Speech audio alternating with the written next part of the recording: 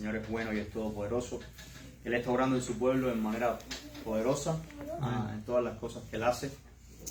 Y siempre está trabajando, ¿verdad? Dios siempre está orando, siempre está haciendo algo. Muchas veces no vemos, muchas veces no entendemos, pero Él siempre está orando. Vamos a orar, vamos a pedirle al Señor que nos guíe, que bendiga este tiempo, que hable nuestras vidas, que trate con nosotros. Padre que estás en los cielos, te bendecimos, te exaltamos y te damos toda la gloria y toda la honra y toda la alabanza. Te damos muchas gracias por este tiempo. Gracias por esta oportunidad que tú nos das de reunirnos, esta oportunidad que tú nos das de aprender de tus cosas.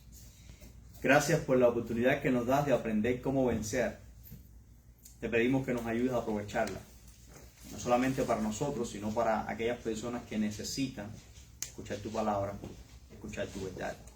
Te damos la gloria, la honra, te damos gracias por el perdón de nuestros pecados. Te pedimos tu bendición para esta clase. En el nombre de Cristo Jesús. Amén. Bienvenidos todos. Estamos en el tema de la tentación. Quisiera dar un repaso bien breve de lo que vimos el miércoles pasado.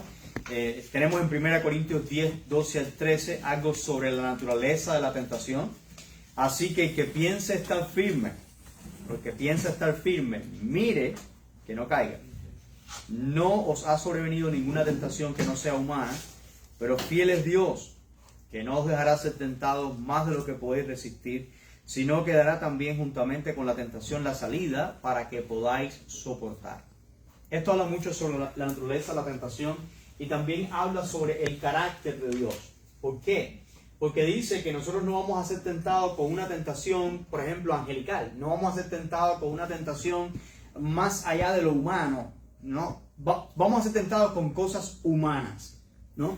Con cosas que tienen que ver con nosotros, con nuestras necesidades, con nuestros deseos, con pasiones que se levantan en nosotros. Vamos a ser tentados humanamente. Pero fíjense la fidelidad de Dios. Que Dios pudiera simplemente decir, bueno, seas tentado como seas tentado, tú tienes el Espíritu Santo, tú tienes la responsabilidad de vencer y dale. No, pero Dios no permite que nosotros seamos tentados más allá de lo que nosotros podamos soportar. Eso me dice a mí, cada vez que yo he caído en pecado, yo no he caído en pecado porque Dios ha fallado. Yo he caído en pecado porque yo he sido débil. Yo he caído en pecado porque no he estado espiritualmente fuerte. Yo he caído en pecado porque he puesto mis ojos más en el pecado, en el deseo de pecar, que en la voluntad de Dios en mi vida, ¿verdad? Pero el Señor siempre ha sido fiel. Nadie puede culpar a Dios por sus tentaciones y por las cosas que ha sucedido, que ha pasado en su vida. En el pizarrón, en la pizarra, estaba escrito el Salmo 1 cuando llegamos en la clase pasada, pero los jóvenes estuvieron allí. Yo quiero que vayamos al Salmo 1 y vamos a ver cómo el Salmo 1 presenta la tentación. Vamos al Salmo 1. Ahora, mientras nosotros leemos el Salmo 1, yo quiero que hagamos algo. Vamos a pensar en el ejemplo de la primera tentación. En el ejemplo de la primera tentación. Recuerden que para entender la naturaleza de la primera tentación, tenemos que ir a la primera tentación, a la tentación de Eva. Y después tenemos que ir a la tentación de Jesús, quien venció la tentación de Eva. O una similar a la de Eva. Estamos en el Salmo capítulo 1. Dice el verso 1. Bienaventurado el varón que no anduvo en consejo de malos, ni estuvo en camino de pecadores, ni en silla de escarnecedores asentado, sino que en la ley de Jehová está su delicia, y en su ley medita de día y de noche. Será como árbol plantado junto a corrientes de aguas, que da su fruto a su tiempo, y su hoja no cae, y todo lo que hace prosperará. No así los malos, que son como el tamo que arrebata el viento. Por tanto, no se levantarán los malos en el juicio, ni los pecadores en la congregación de los justos, porque Jehová conoce el camino de los justos, mas la senda de los malos perecerá. Notemos que en el verso 1 se nos da un orden de caída. Bienaventurado el varón que no anduvo en consejo de malos. Lo primero es el consejo de los malos. Si tú escuchas la tentación y tú obedeces la tentación, viene un paso superior. Te pones en el camino de los pecadores, empiezas a hacer lo que todos los pecadores hacen. Y después viene un paso superior. ni en silla de escarnecedores ha sentado. ¿Cuáles son los escarnecedores? Los que se burlan de la palabra de Dios y enseñan una cosa contraria a la palabra de Dios. No sé si usted se da cuenta, pero para mí, Eva siguió estos pasos. Eva escuchó el consejo del malo.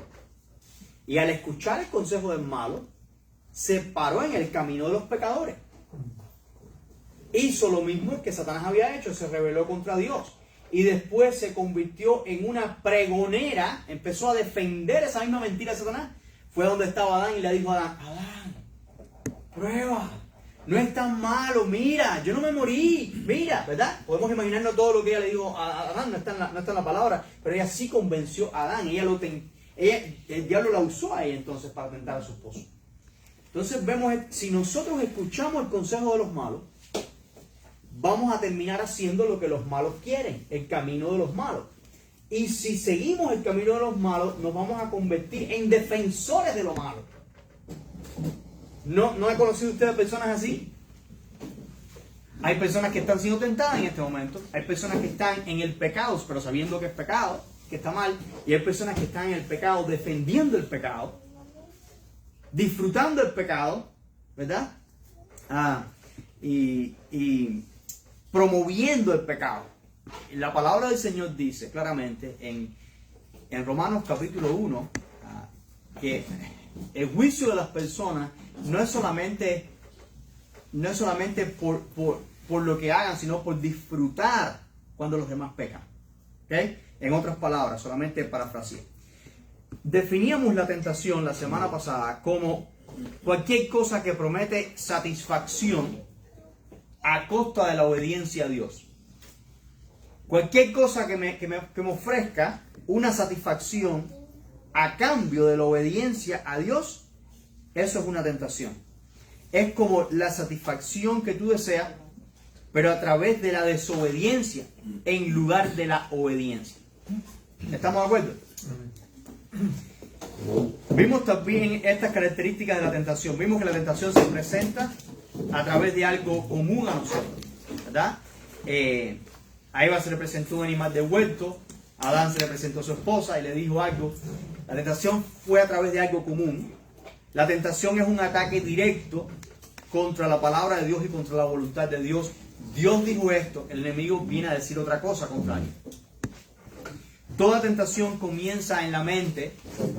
La mente es el área de batalla, el campo de batalla donde se desarrolla la guerra espiritual.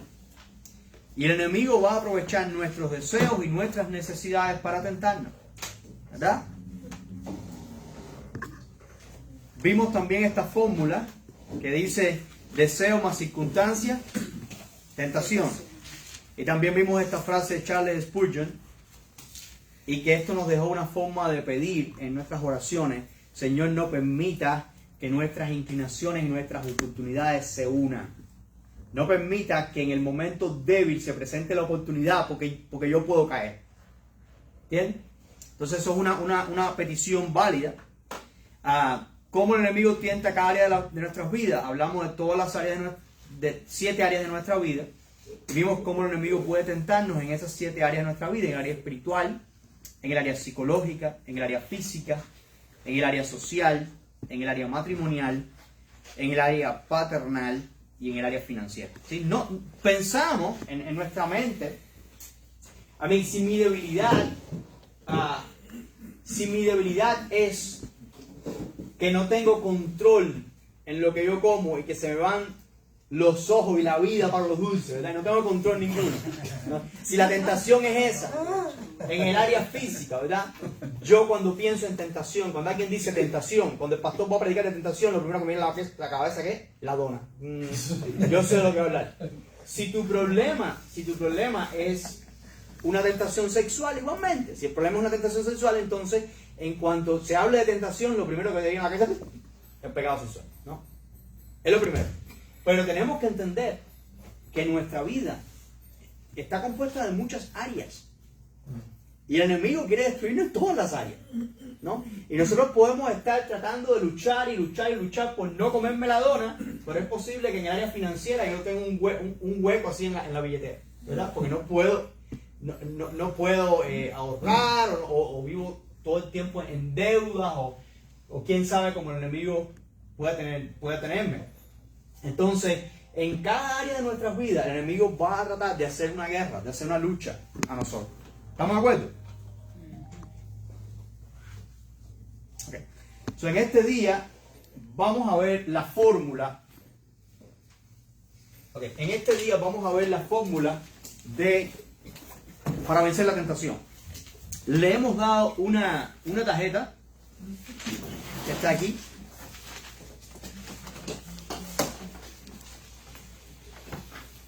Y entonces lo que vamos a hacer es vamos a guiarnos por esa tarjeta. Esta es la fórmula bíblica para vencer la tentación. La fórmula bíblica es el arma que Dios nos ha dado, ¿verdad? La armadura que Dios nos ha dado, las armas que Él nos ha dado. Estamos en Efesios capítulo 6.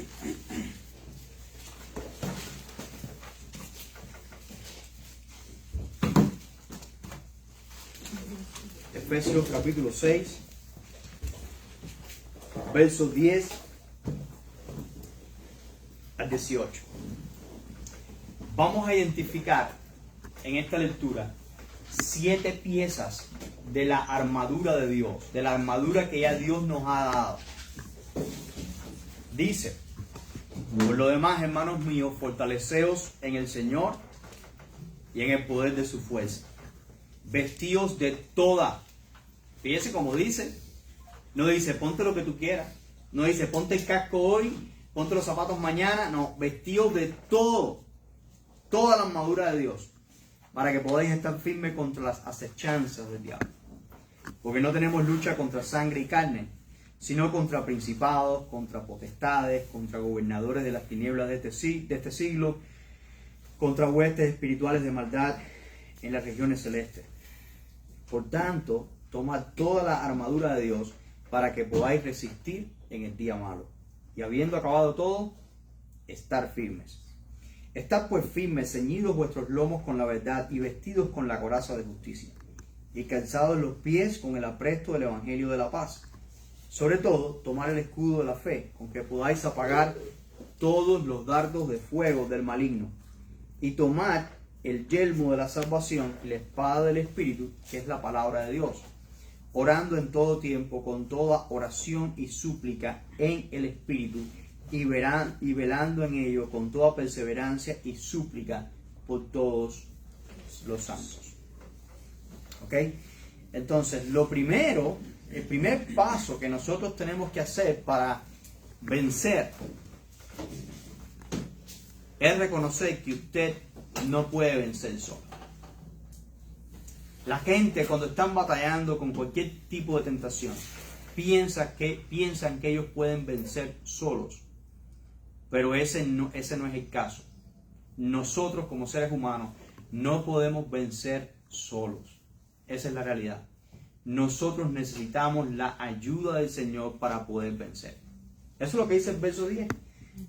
Fortaleceos en el Señor y en el poder de su fuerza. No es lucha por ti mismo contra esa tentación, porque el diablo va a tratar de traer una tentación hoy, y si tú no caes, te va a traer una tentación más grande mañana. Entonces, yo tenía un profesor de seminario que decía que el diablo hace 2 trampas, ¿verdad? Hace una trampa para el necio y una trampa para el inteligente, ¿no? Hay cosas que tú sabes que son una trampa. O sea, hay cosas que tú sabes que son destructivas, que son una trampa, y el diablo te las pone ahí delante, y aún así, aunque tú sabes que es destrucción, la gente va a caer. ¡Pum! ¿No? Esa es la trampa para el necio. Pero hay otra trampa que es para el inteligente. El inteligente ve ciertas cosas y dice, eso parece una trampa. No voy a pisar aquí, voy a pisar aquí. ¡Pum! Y aquí está la trampa. ¿Qué puso el diablo? Entonces la única forma de escapar de las trampas del diablo, porque él tiene métodos para todo el mundo. En su reino él tiene métodos para todo el mundo, ¿no? Entonces él va a tratar de hacerte caer de una manera u otra. Lo único que lo hace subir a él es el poder del Señor Jesucristo. Es la sangre del Señor Jesucristo derramada en la cruz del Calvario, es la victoria sobre Satanás. Entonces solamente Cristo tiene la victoria. Entonces dice, por lo demás, hermanos míos, fortaleceos en el Señor y en el poder de su fuerza. Un poquito más adelante, dice el verso 11, vestidos de toda la armadura de Dios para que podáis estar firmes contra las acechanzas del diablo. Estoy tratando de buscar otro verso, el verso 14 está... Ok, verso 13, perdón. Dice, por tanto, tomad toda la armadura de Dios para que podáis resistir en el día malo. Y habiendo acabado todo, estar firmes. ¿Sabes qué?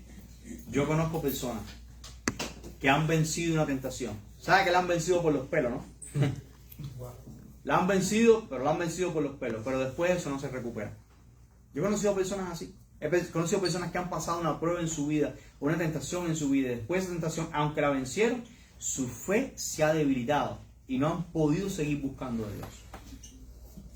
Pero sin embargo, si nosotros nos ponemos la armadura de Dios, después que pasemos el día malo, vamos a seguir estando firmes. Ahora, lo primero es eso, es reconocer que usted no puede solo.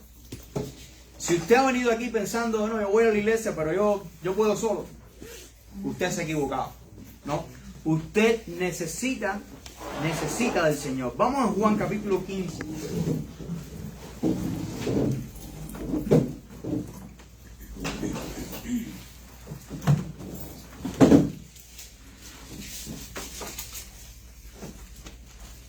Juan capítulo 15, verso 5.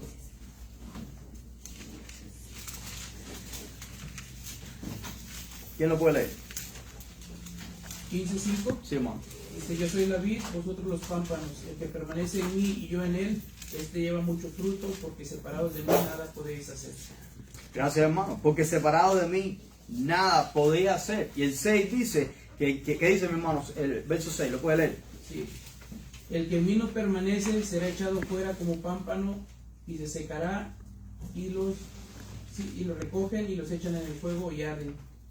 Exactamente. El que no permanece en el Señor y no da fruto, será echado en el fuego. Eso tiene que ver, ¿sabe qué? Eso tiene que ver con el Salmo 1 que leíamos al principio, el verso 4. Dice, no así los malos, que son como el tamo que arrebata el viento. ¿Verdad? Son como una pelusa, como una rama que es arrastrada por el viento, ¿no? Así sucede con una persona que no está anclada, que no está conectada al Señor Jesucristo. Los frutos a los que se refiere eso son, en primer lugar, frutos de arrepentimiento. Cuando estamos conectados al Señor, nuestras vidas empiezan a dar fruto, empieza a haber un cambio en nuestras vidas, un cambio radical en nuestras vidas. Nuestra forma de pensar y nuestra forma de actuar cambia en muchas maneras y empezamos a dar fruto. Pero separados del Señor no podemos dar fruto. Separados del Señor. Es por eso que existe una correlación. Cuando las personas están buscando de Dios, tienden a vencer en cada área de su vida. Yo me he dado cuenta, ¿verdad? Cuando yo a veces me siento con un matrimonio que está batallando, la primera pregunta que hago muchas veces es ¿cómo está tu relación con Dios? Porque muchas veces los problemas dentro del matrimonio no tienen que ver tanto con el amor entre ellos, se siguen amando, pero la relación se ha deteriorado porque no hay una devoción a Dios, ¿no? Entonces, necesitamos del Señor para vencer en cada área de nuestra vida. Necesitamos del Señor para identificar las mentiras de Satanás, las acechanzas de Satanás. Dice el verso 11 de Efesios 6. ¿Quién lo puede leer?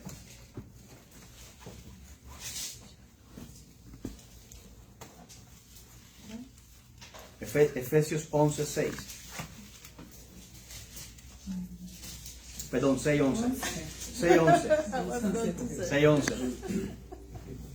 Vestidos de toda la armadura de Dios, para que podáis estar firmes contra las acechanzas del diablo. Amén. Vestidos de toda la armadura de Dios, para que podáis estar firmes contra ¿qué? Contra las acechanzas. Esa es la palabra griega metodeia, contra los métodos del diablo. El diablo usa diferentes métodos. Incluso el diablo puede usar diferentes métodos, bienvenida. El diablo puede usar diferentes métodos, aún en nuestra vida, en diferentes momentos de nuestra vida. En un momento puede usar un método, en otro momento puede tratar de usar otro método, ¿no? Vamos a ver un ejemplo de eso. Vamos a 2 Corintios.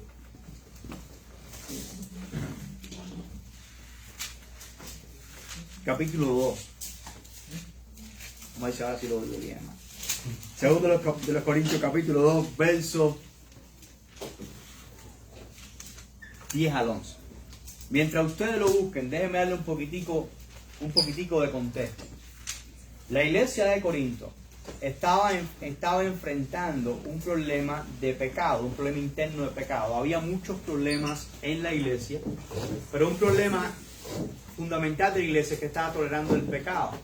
Había un joven en la iglesia, un hombre de la iglesia, que estaba teniendo relaciones con su madrastra, con la mujer del padre. No sabemos si el padre estaba vivo o no estaba vivo, pero como quiera que fuera, eso era un pecado que no se mencionaba ni aún entre los gentiles. Y eso estaba pasando en la iglesia. Y la iglesia lo estaba tolerando. La pregunta es la siguiente: ¿estaría el enemigo detrás de eso? Posiblemente. Posiblemente. El enemigo a veces infiltra el pecado en la iglesia, ¿no? Porque es la forma de destruir que él usa, es el pecado. La Biblia no lo dice, que estaba ahí el enemigo. Pero es posible que la iglesia estuviera siendo atacada de esa manera. Bueno, el apóstol Pablo le dice en 1 Corintios, ese joven, si él no se arrepiente, pues simplemente tienen que expulsarlo. Porque él no puede seguir en esa relación en la iglesia como si nada, ¿no? La iglesia no es un relajo, ¿no? Él no está dando testimonio de la fe, no está dando fruto de la fe, él está en un pecado evidente, etc. Cuando la iglesia se reúne y habla con este joven, después que el apóstol le manda la carta a la iglesia, este joven se arrepintió. El joven se arrepintió, el joven lloró, y entonces ahora la iglesia tiene otra tentación. Ahora el enemigo está usando otra tentación. ¿Cuál es la tentación que está usando el enemigo ahora? Bueno, y si no lo aceptamos por lo que hizo, no lo podemos perdonar, porque ese pecado es tan grave, como dijo Pablo, que no podemos perdonarlo. Bueno, cuidado, porque esa falta de perdón y esa actitud de sentirse superior a ese joven podría ser ahora otro método que está usando el diablo contra la iglesia. Entonces vamos a 2 Corintios, capítulo 2, versos 10 al 11. ¿Quién me ayuda a leerlo? Amén.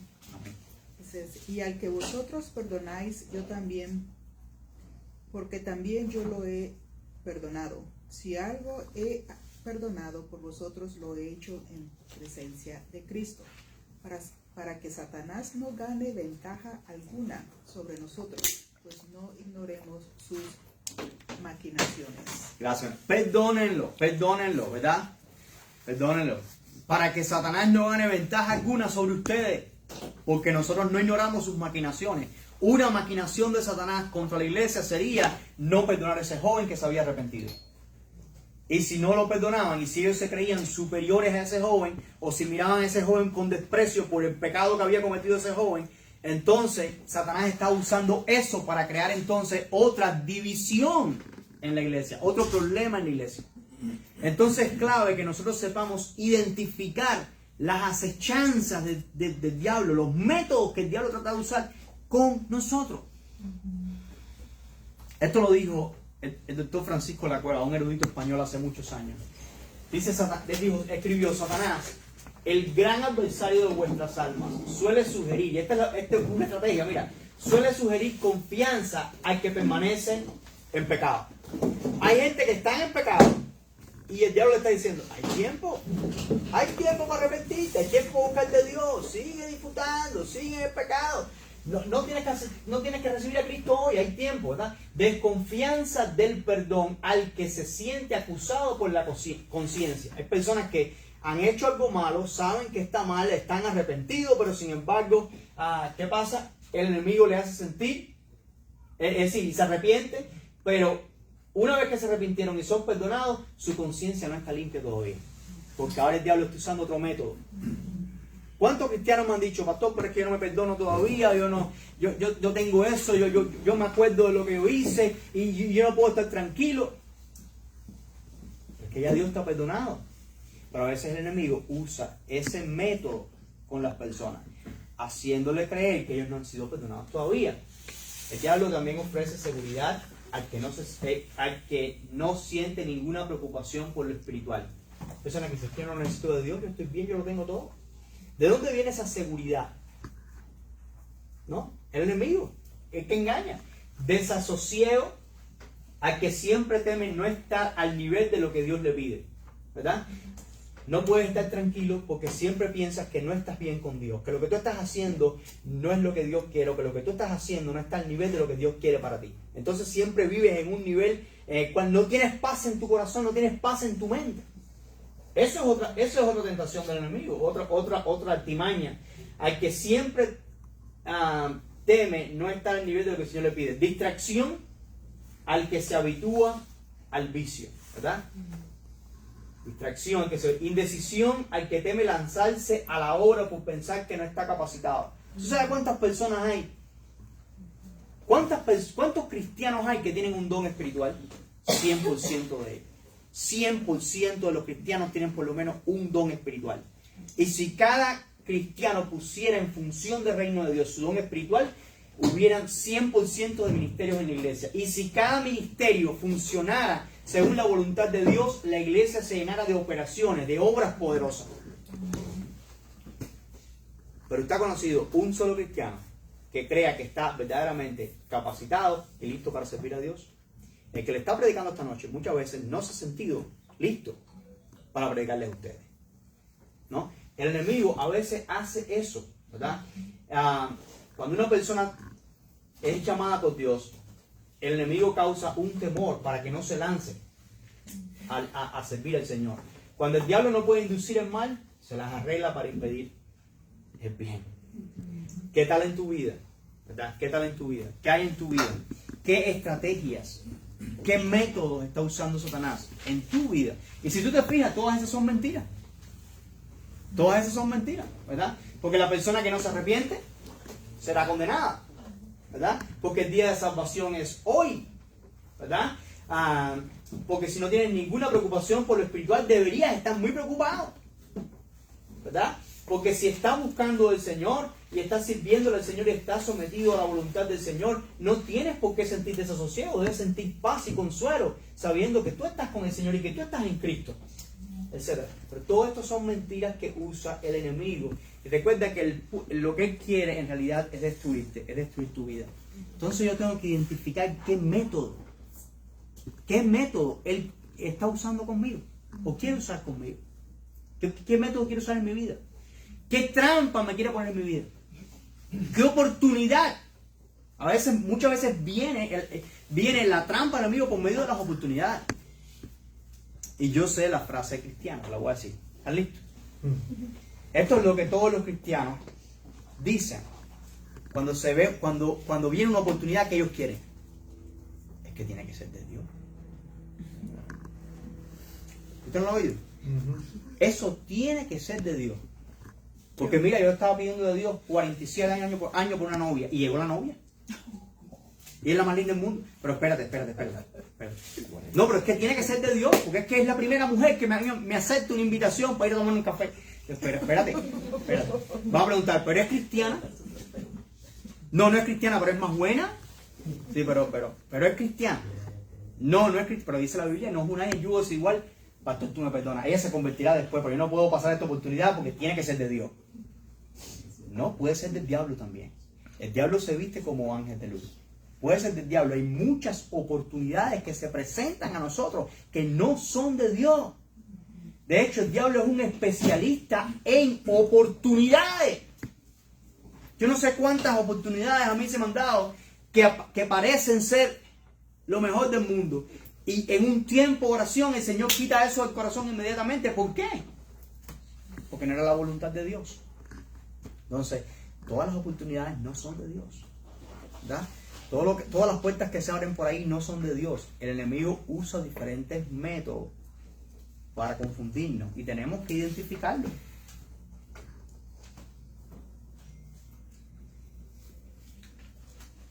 Esta lucha es una lucha que no podemos ignorar ni subestimar. Vamos al verso 12 de Efesios 6.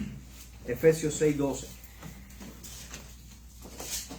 Ayúdame por favor a leerlo. Porque no tenemos lucha contra sangre y carne, sino contra principados, contra potestades, contra los gobernadores de las tinieblas de este siglo, contra huestes espirituales de maldad en las regiones celestes. Hermano, ¿ustedes creen eso? ¿O usted cree que el apóstol Pablo está exagerando? ¿Usted de verdad cree eso? ¿Usted está convencido de que eso es verdad? De que existe una lucha espiritual continua y que el problema que tenemos nosotros no es con gente, no es con seres humanos, no es con sangre y carne. Es una lucha de carácter espiritual. Entonces, cuando yo tengo un enemigo delante de mí que es un enemigo humano, de carne y hueso, mi problema no es con ese. ¿Usted piensa que el problema que tenía el apóstol Pablo, que tenían los cristianos en el primer siglo contra los romanos y contra... ¿Usted piensa que el problema eran esa gente? ¿Usted piensa que el problema, el hombre que llevó a la muerte a Pablo, Nerón, ¿usted piensa que el problema de Pablo era con Nerón? ¿El problema sería Nerón como ser humano? Nerón era el instrumento del diablo. El instrumento del diablo. En realidad era el diablo usando a Nerón, o usando a quien fuera, usando a Elima, usando a cualquiera, ¿verdad? A un tal Alejandro también, que le hizo mucho daño a la obra del Señor. El problema no son los seres humanos, el problema es el enemigo usando diferentes medios para atacar nuestras vidas. Pero si yo estoy convencido de eso, yo tengo que saber que mis tentaciones,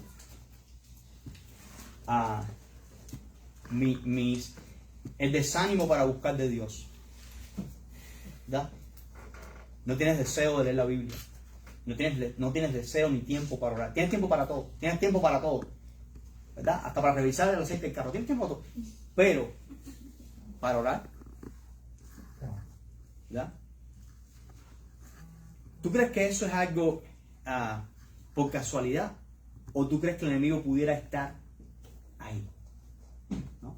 ¿Cuántas batallas? Por eso decimos los domingos que las personas que vienen a la iglesia, ustedes son más que vencedores. ¿Cuántas batallas existen para que una persona pueda venir a la iglesia? O sea que sería cómico ponerle un micrófono a cada carro de cada cristiano el domingo, desde que saque de su casa hasta la iglesia. ¿Usted sabe cuántas batallas se forman en los carros de la gente? Amén. ¿Es así o no es así? Parece que se ríen, parece que es verdad, parece que no es solamente en mi carro que se han formado algunos problemitas. Pero hay una lucha, hermano. Hay una lucha. Y esa lucha es una lucha espiritual. Es una lucha espiritual. Y nosotros, si no identificamos esa lucha espiritual y si estamos ignorando que existe una batalla espiritual, no vamos a vencerla nunca. Tenemos que darnos cuenta de que me ofrecen una oportunidad y yo tengo que estar... ¿Tiene algo que ver con mi relación con Dios? Me puede afectar en mi relación con Dios, me puede afectar en mi servicio, me puede afectar en... Entonces tienes que identificar eso y no ignorar que tú estás en un campo de batalla. Tú no eres un turista. Tú eres un soldado. Tú estás en guerra y vas a estar en guerra hasta el día que el Rey de Reyes toque la trompeta o que tú llegues allá arriba. Estamos en un campo de batalla, ¿verdad? Y tenemos que identificar esa acechanza del enemigo. Vamos a ver, yo sé que el tiempo está corriendo, pero hablando de identificar los métodos del diablo, mira cuántas cosas el diablo puede usar. Vamos a 1 Corintios 7, 3 al 5.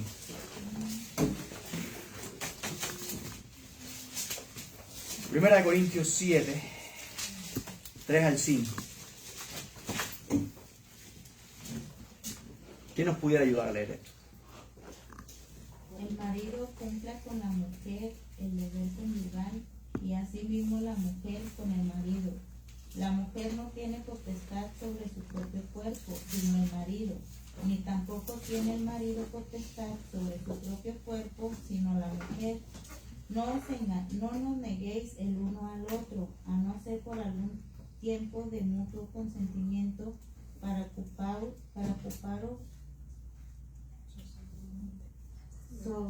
sosegadamente en la oración y volved a juntarnos en uno para que no os tiente Satanás a causa de vuestra incontinencia. Incontinencia. Muchas gracias, hermano.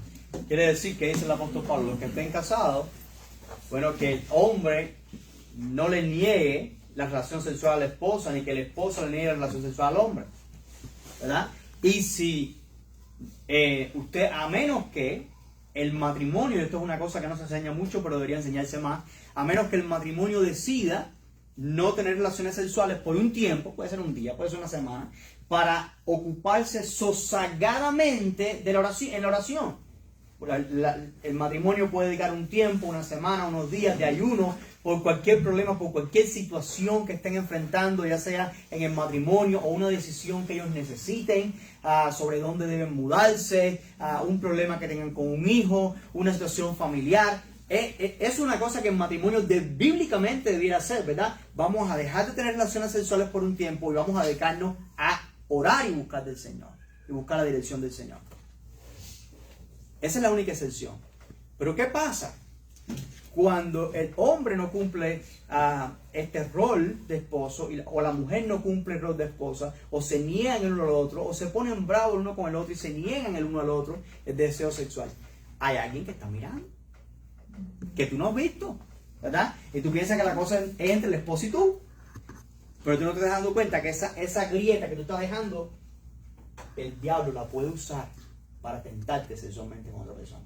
Quiere decir, eso es otro método, otra acechanza. El diablo está esperando, ¿verdad? A ver qué pasa. Y quiere meterse por las grietas. Y eso es una grieta que hay que evitar. ¿Cuántos de aquí batallan con la ira? ¿Qué? Parece que todo. Efesios 4. Hasta las hormigas dicen. Efesios 4, 26 al 27.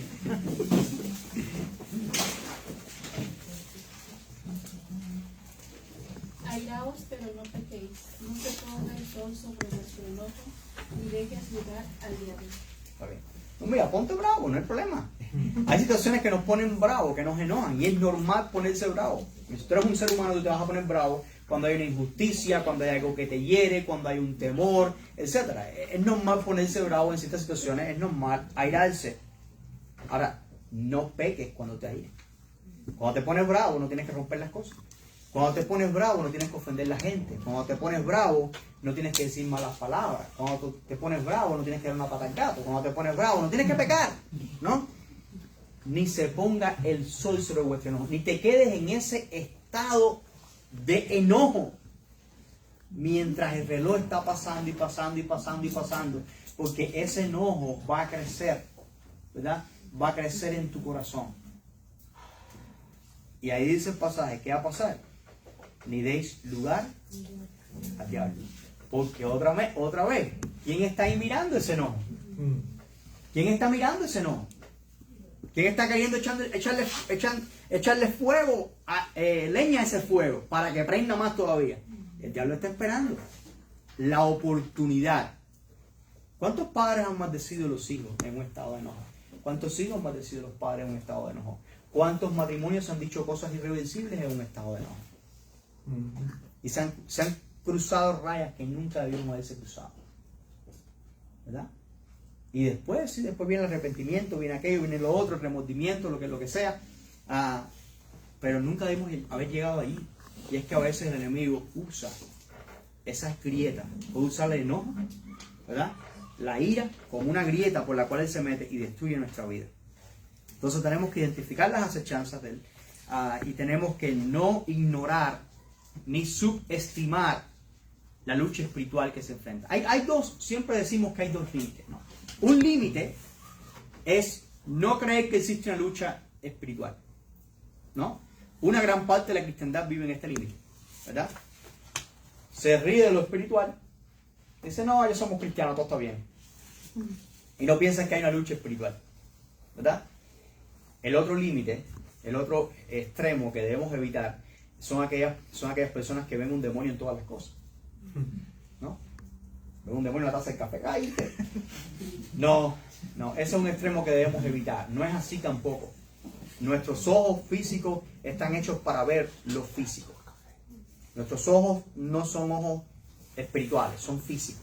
Y van a ver solamente cosas físicas, a menos que Dios abra nuestros ojos espirituales. Pero yo conozco personas, he conocido personas que ellos ven cosas espirituales en todos lados y todo es espiritual, ¿no? Todo no es de índole espiritual, pero existe una batalla espiritual y hay que pedirle a Dios que nos dé la sabiduría y que nos dé el discernimiento, ¿verdad? Sobre qué hacer. Sobre qué hacer. ¿Sabes que a veces le digo a mi esposa, cuando hay ciertas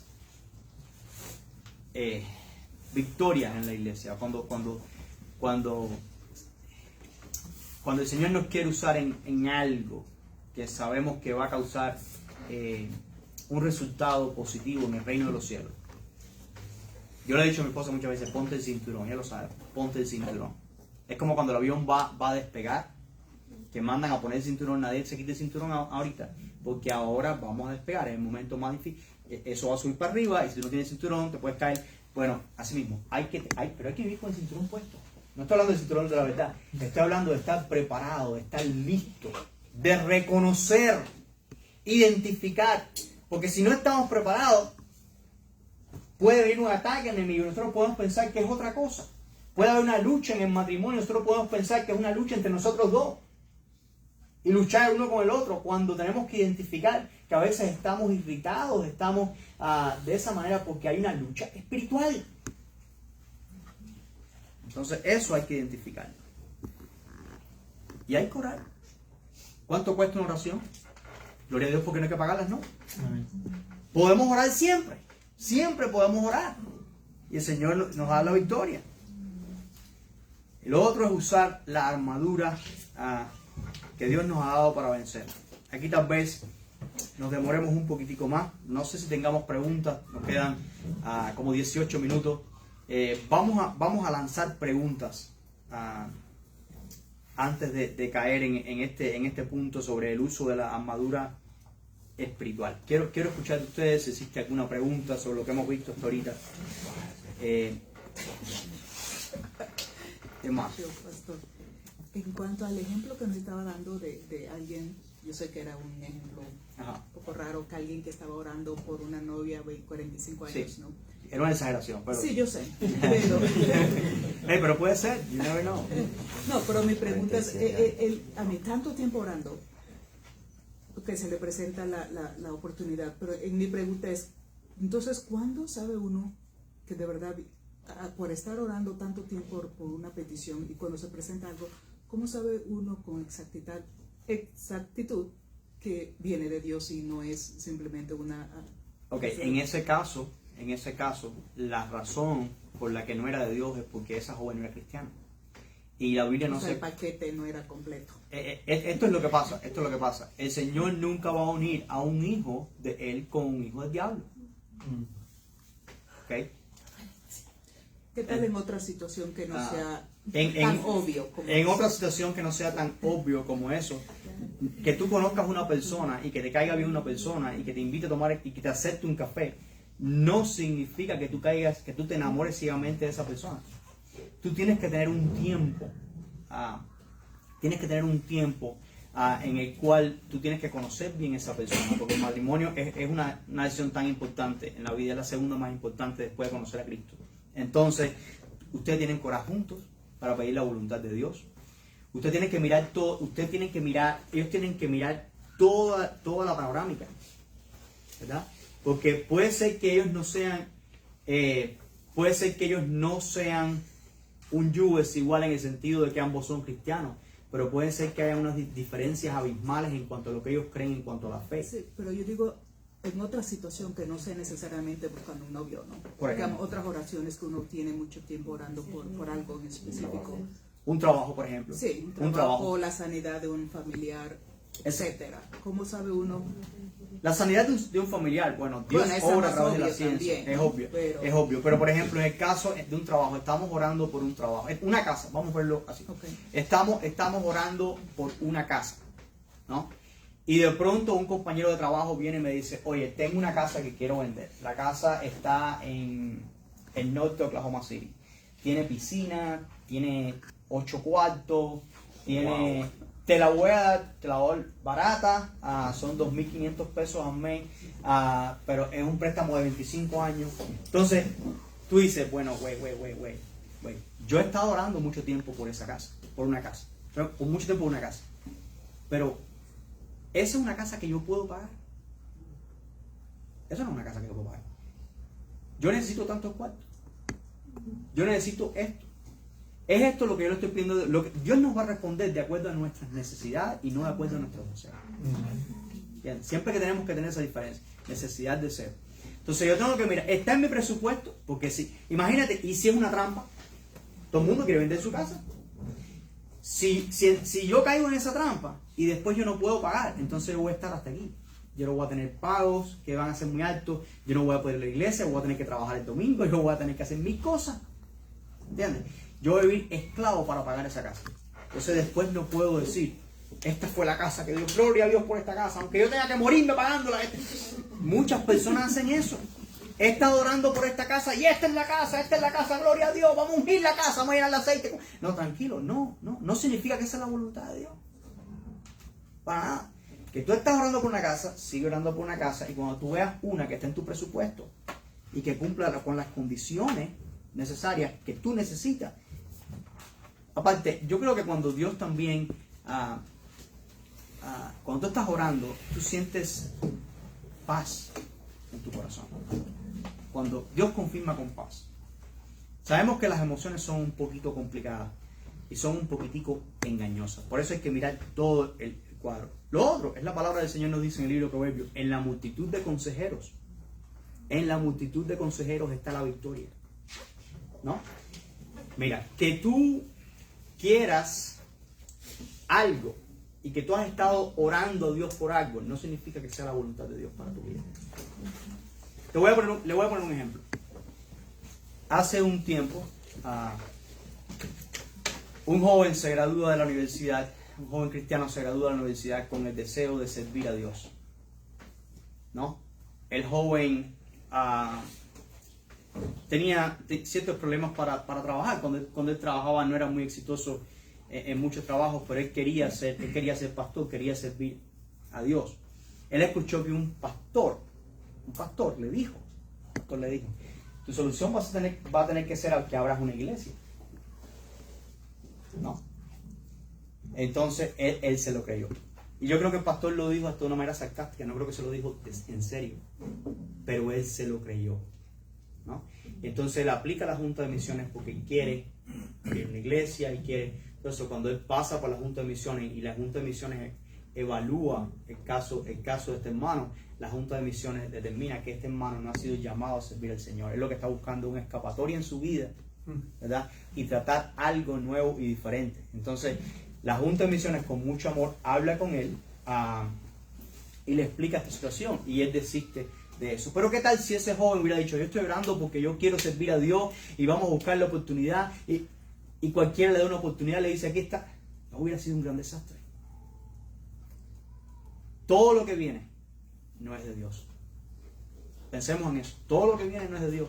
Todas las oportunidades que se abran no son de Dios. Nosotros necesitamos orar y pedir consejo de otras personas. Ahí está el apoyo de la Junta de Misiones. Cuando él presenta eso a la Junta de Misiones y varios hermanos estamos analizando el caso, estamos viendo el caso, bueno, ¿y qué dijo? Y otro analizó cómo respondió esta pregunta. Me preocupa esto.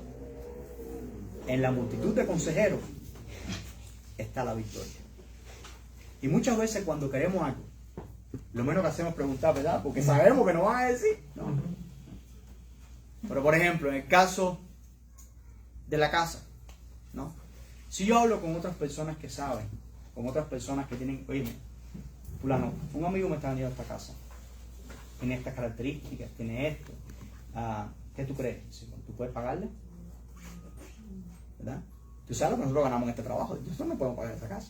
Estará muy buena la casa, pero tal vez no es la voluntad de Dios. Habla con hermanos maduros que Dios ha puesto, con personas en la iglesia que tienen el don de ánimo, el don de consejería, la palabra de ciencia, palabra de sabiduría. Hay esos dones en la iglesia, ¿verdad? En la multitud de consejeros está la victoria también. Para eso Dios los puso ahí. Es una excelente pregunta, hermano. No sé si pude responderla, pero traté. ¿Hay alguna otra pregunta? La misma pregunta, pero Amén, hermano. yo he escuchado y se me hace una buena, se me hace sabio Ajá. el pedir confirmación. Sea el ejemplo que sea, como decía la hermana, no exactamente el de la novia, el de un carro, una casa, cualquiera que sea, o hasta cuando la gente se acerca a uno a decirle, hey, el Señor me dice que esto, lo otro, esto, gracias, voy a pedir confirmación o voy a esperar confirmación. Se me hace algo muy sabio. Exactamente. Yo recuerdo hace y tenemos que saber, nosotros tenemos el Espíritu Santo de Dios. Si hemos creído en Jesucristo, entregamos nuestra vida al Señor, tenemos el Espíritu Santo de Dios. Tenemos la palabra de Dios. Y tenemos una iglesia de hermanos que Dios le ha dado diferentes dones a diferentes hermanos. Entonces, en una ocasión, yo esto lo he dicho varias veces, pero nos habíamos acabado de mudar a Oklahoma. Mi esposo y yo vivíamos en un apartamentico bien pequeñito. Y me contacta un hermano que yo no conozco, de Tulsa. Pastor. ¿Y esta persona quién es ahora? Yo soy un pastor de Tulsa y vamos para Oklahoma City. Y el Señor me dijo que nos quedáramos con ustedes. Oye, pero que yo le respondí así, hermano. Bueno, yo no dudo que el Señor lo ha dicho, pero no me lo ha dicho a mí todavía. Dile al Señor que me lo diga a mí también. ¿Cómo yo voy a tener una persona que yo no, aunque dice que es hermano, yo no sé quién es? Yo en primer lugar no lo conozco, yo no puedo traer a esa persona a dormir en mi casa, yo no sé quién es. Aunque diga que es cristiano. Entonces el enemigo a veces usa cierta, yo no estoy diciendo que fue el enemigo que hizo eso, tal vez el hombre tenía toda buena intención. Ahora, si el Señor hubiera enviado a ese hombre de verdad, yo por lo menos hubiera tenido la confirmación en mi corazón de que alguien me iba a llamar. O en el mismo momento en que me llamaba, yo iba a sentir esa paz como, sí, dale, esperando eso. Pero ese no fue el caso. Entonces uno tiene que estar a la expectativa. Y tener mucho cuidado ahora que el hermano dijo eso. Mucho cuidado porque hay mucha gente que manipula usando esto, ¿no? Dios me dijo, Dios quiere, esta es la oportunidad que Dios tiene para ti, ¿qué más tú quieres? Si esto es lo que Dios tiene para ti, esto es lo que Dios quiere.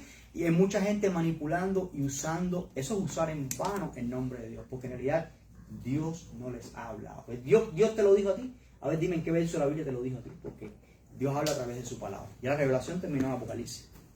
¿No? Otro comentario, otra pregunta. Dale, Daniel, sin pena.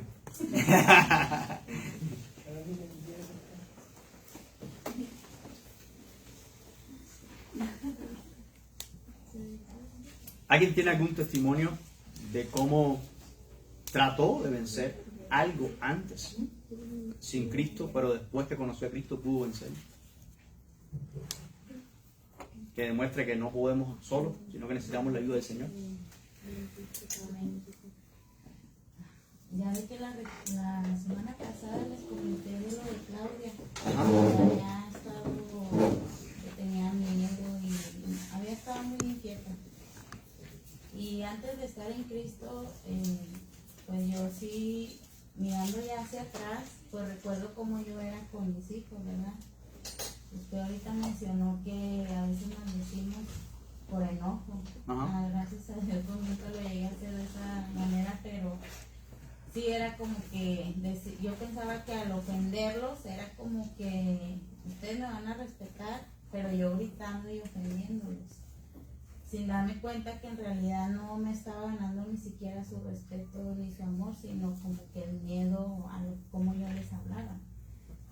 Y ahora que Claudia pasó esta situación, era una lucha porque en mi mente era como que bofeteala, porque Claudia se puso llorona, se puso necia y lloraba y miedo y que no sé qué. Y era en mi mente como que bofeteala, maldícela, haz esto, haz lo otro. Y yo en eso empecé a orar y dije, Señor, ayúdame, por favor, yo no quiero gritarle, no me quiero poner mal.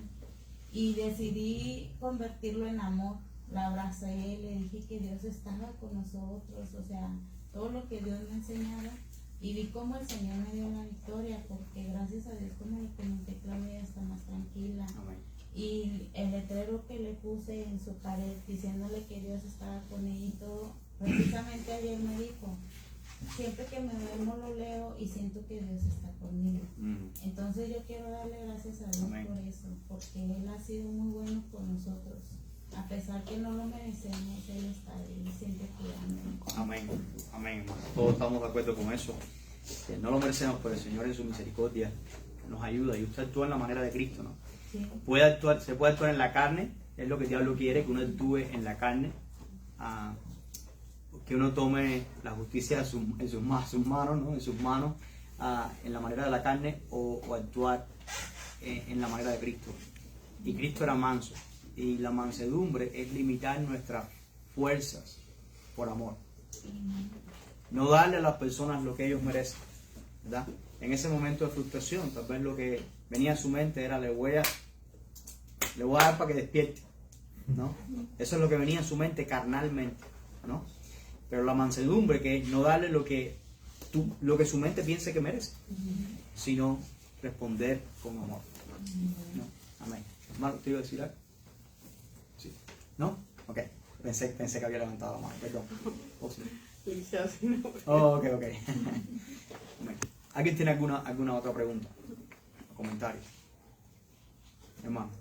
Que también a veces, pastor, como pasan cosas muy buenas, ¿verdad? O así que pensamos que es de Dios, a veces cosas que sí son de Dios y no son agradables para nosotros, pensamos que es del diablo. Incluso oramos para que Dios quite eso y esto, y tal vez eso Dios, pues no es agradable a nosotros, porque yo he vivido muchas situaciones que no son nada agradables, pero sí son su voluntad y tienen un propósito que en un momento no lo vemos, ¿verdad? Y traen mucho, pues, malestar, tristeza, dolor, etcétera, pero tal vez son de Dios, y uno a veces ora incluso porque Dios quite eso y no nos rendimos a su voluntad. A mí me llegó a pasar muchas veces que cosas malas que llegamos a atravesar, pues siempre nos vamos con que Dios quite eso, o incluso pensamos que es de parte del diablo, cuando no es así, a veces son su voluntad.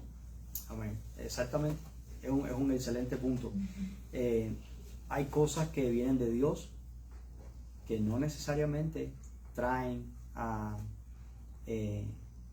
alegría, ¿verdad? Hay cosas que Dios permite. Cosas incómodas, situaciones incómodas, cosas incómodas, pero que van a tener como fin la edificación nuestra y la gloria de Dios. Siempre. Van a tener como fin la edificación nuestra y la gloria de Dios, ¿no? ¿Ustedes pudieran pensar de alguna situación así? ¿Algún ejemplo? Cuando nosotros estábamos allá, pues nuestra casa se incendió, entonces fue algo que no fue muy duro, o sea, yo lo revivo y es algo muy fuerte para todos, y realmente pensamos del otro lado, y cuando realmente ahora que vemos cosas, lo que Dios hizo a través de eso, como Él se glorificó, como Él hizo muchas cosas, sabemos que fue de parte de Dios. Aunque en el momento, pues, estar en riesgo tu vida, una bebé, etcétera, todas las cosas malas, uno pudiera pensar, y lo llegamos a pensar, pues, Satanás vino a hacer aquí de las suyas, ¿no? Pero en realidad venía con algo de parte de Dios. Amén. Entonces, al final ya pasaron 2 años, entonces ahora vemos un poco de luz, de claridad de lo que Dios tenía plan. Pero en ese momento uno, pues por la misma frustración, tristeza, dolor, llanto, todo lo que te ocasiona como humanamente eres, pues piensas que pueden ser cosas de parte del diablo, ¿verdad? Es un excelente ejemplo, ¿verdad? Y si eso no hubiera pasado, no estuvieran aquí. Si eso no hubiera pasado, otras cosas no se hubieran dado. Entonces, obviamente, el Señor estaba permitiendo esa situación o guiando esa situación.